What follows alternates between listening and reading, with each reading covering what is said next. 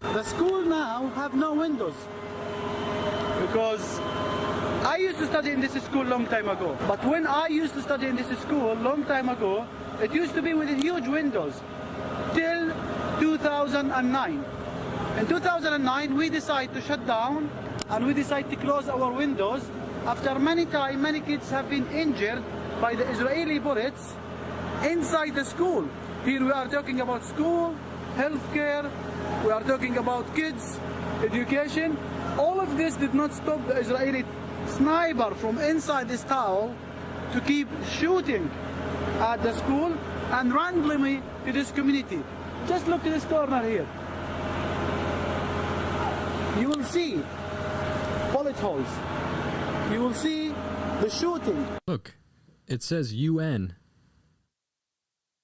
From the towel. All of this from the towel or from the military zone. This witness about what used to be running in this. Why don't I talk about Hamas and what they're doing to their own people? I mean, I think it's an important conversation to have, but if I'm being 100 and complete honest, I saw no extremism on the side of the Palestinians. I just saw like complete normal people suffering. And that's not to say that they don't exist in the West Bank. I didn't make it into Gaza. I was just only in the West Bank and Hebron.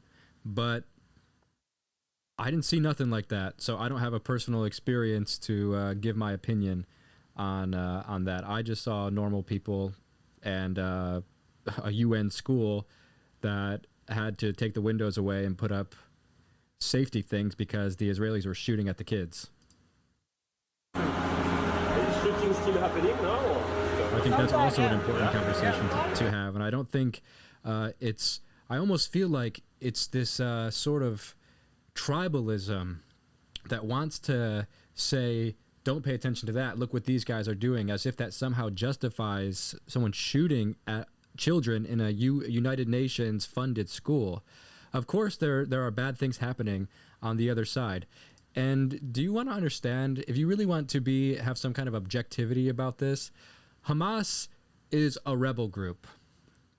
And can you just for a second use your imagination to wonder why a rebel group would come in a situation like this? Why would a rebel group emerge from these types of conditions? Is there anything in your imagination that can give you clarity? If not, I can tell you. It's because having extreme suffering, no resources, a foreign military brutalizing you and patrolling your streets and your family and killing your family, that eventually you crack and you say, fuck it, and, you know, you're not labeled a terrorist for reacting to the pressures of the most horrible conditions. And that's not to justify anything. That's not to justify anything.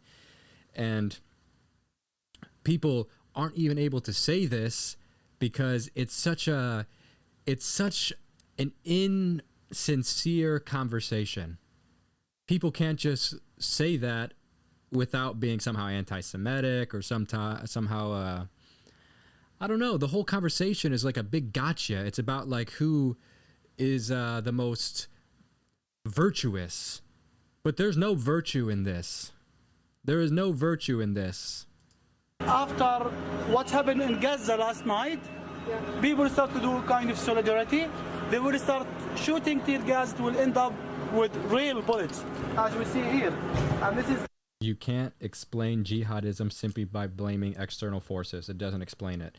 It doesn't explain it, no. But you know what does explain it is that the Americans and Israelis have been funding these rebel groups intentionally to justify their own brutality in this region, their own destabilization and regime changes.